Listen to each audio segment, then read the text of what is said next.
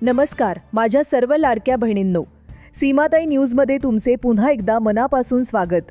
बहिणींनो, गेल्या काही दिवसांपासून ई-केवायसी पोर्टल तर सुरू झाले आहे, पण जेव्हा तुम्ही तुमचा आधार नंबर टाकता तेव्हा तिथे लाल रंगाचा एक एरर येतो की हा आधार नंबर ई-केवायसी दुरुस्तीच्या यादीत नाही।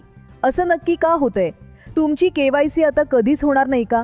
आणि अशा कोणत्या बहिणी आहेत ज्यांचे पैसे सरकारने आता कायमचे बंद केले आहेत? आजच्या या व्हिडिओमध्ये मी तुम्हाला लाईव्ह पुराव्यासह संपूर्ण सत्य सांगणार आहे। व्हिडिओ खूप महत्त्वाचा आहे, तो अजिबात मिस करू नका। आधार नंबर लिस्टमध्ये का नाही? 3 मोठी कारणे। बहिणींनो, अनेक बहिणी काळजीत आहेत की आमचा नंबर लिस्टमध्ये का नाहीये। याची 3 मोठी कारणे आहेत। तुमची केवायसी आधीच बरोबर आहे। जर तुम्हाला आतापर्यंतचे सर्व हप्ते मिळाले आहेत आणि तुमच्या केवायसीमध्ये कोणतीही चूक नव्हती, तर तुमचा नंबर या दुरुस्तीच्या यादीत येणार नाही। तुम्ही कधी केवायसी केलीच नाही। ज्या बहिणींनी 31 जानेवारीपर्यंत एकदाही पोर्टलवर केवायसीचा प्रयत्न केला नव्हता, त्यांचे नाव सुद्धा या दुरुस्तीच्या यादीत समाविष्ट केलेले नाही। फक्त चूक सुधारणाऱ्यांसाठी ही संधी फक्त त्या बहिणींसाठी आहे ज्यांनी केवायसी करताना चुकून हो हा पर्याय निवडला होता। जर तुम्ही आधीच बरोबर केवायसी केली असेल तर पोर्टल तुम्हाला एररच दाखवणार। कोणत्या बहिणींचे पैसे कायमचे बंद झाले? आता एक कडू सत्य जाणून घ्या।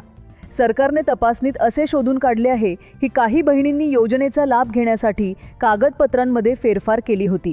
वयाची चूक।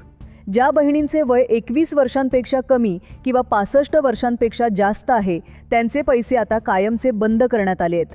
आधार कार्ड एडिटिंग।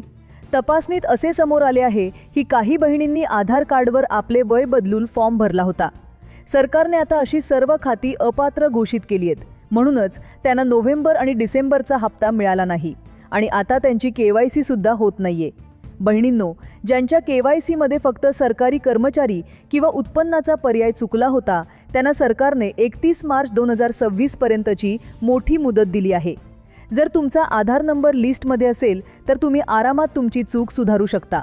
पण जर तुमची वयाची अडचण असेल किंवा तुम्ही अपात्रतेचे नियम मोडले असतील तर तुम्हाला 4500 रुपयांचा लाभ मिळणे कठीण आहे।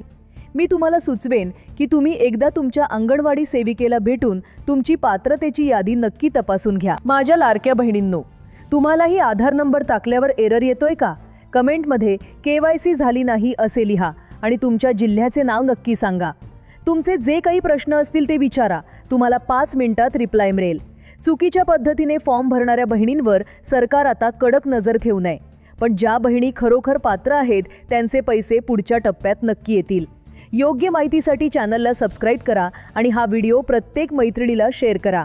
मी पुन्हा भेटेन नवीन अपडेट्ससह। धन्यवाद।